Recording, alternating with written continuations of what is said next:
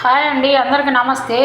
ఇగో ఈ కాయలు చూడండి. ఈ కాయలు మన ఆంధ్రాలో ఉంటాయో దొరికితే దొరకవచ్చు. చూడండి ఇవి ఏంటండి, నిన్న మా ఆయన కర్ణాటక నుంచి తెచ్చాడు.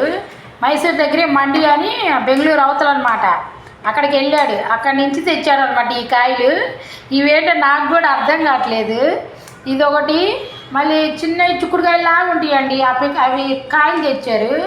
ఆ కాయలేమో ఇగో ఒలిసాము, విత్తనాలు ఒలిచి కూర చేస్తానమాట. దీంట్లో ఇగో ముల్లంగి, బంగాళదుంప, ఇవి ఏంటి వంకాయ, ఇవన్నీ వేసి కర్రీ చేస్తున్నాం. మళ్ళీ దీంట్లో పచ్చి కొబ్బరి, అదేంటి కొత్తిమీర, ఎల్లుల్లిపాయలు అంతా ఒక పేస్ట్ చేసి అది తాలింపు వేసాము. తాలింపు వేసిన తర్వాత ఆమెని ముక్కలు వేసి ఇక ఇంకా ఉడకలేదన్నమాట, ఇప్పుడే ఉడుకు పట్టింది. ఫస్ట్ వీడియో తీయడం మర్చిపోయా, కానీ సగం మధ్యలో మొదలయ్యాక అప్పుడు గుర్తొచ్చి మళ్ళీ తీస్తున్న వీడియో. ఇక చూడండి ఎలాగుంది ఈ కూర. ఇంకా అవ్వలేదన్నమాట, ఇప్పుడే తాలింపు వేసాను, ఉడుకుతున్నాయి. ముల్లంగి గడ్డలు చూడండి, వాటర్ లేదు దీంట్లో, అందుకని తేలిపోతున్నాయి పైనే.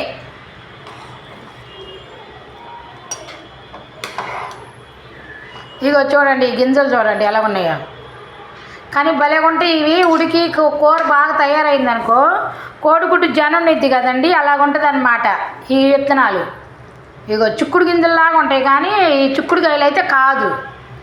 ఈ ఎక్కువ అక్కడి నుంచి తెచ్చాడు మా ఆయన. ఈ వెరైటీలన్నీ ఇవన్నీ కర్ణాటక నుంచి తెచ్చాడు అనమాట.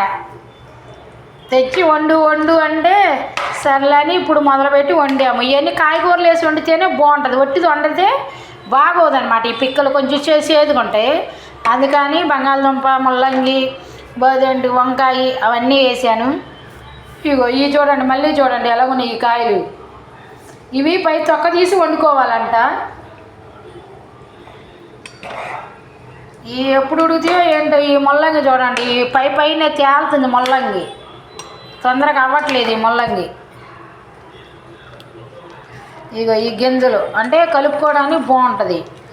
అక్కడ ఏంటంటే ఒకేసారి వండి పెట్టుకుంటారండి, 2 రోజులు తింటారు అనమాట. సగబెట్టి డైలీ తినరు, వండి పెడతారు ఎక్కువ ఒకేసారి.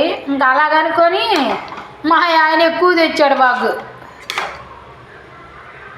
ఇంక ఇదంతా ఉడుకు పట్టాలి.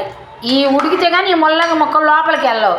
ఈ ఏమో నీళ్ళలాక తేలిపోతుంది, బెండులాగా ఉందండి ఈ ముల్లంగి, అంత నీరు లేదు ముల్లంగిలో, అందుకని తేలిపోతున్నాయి.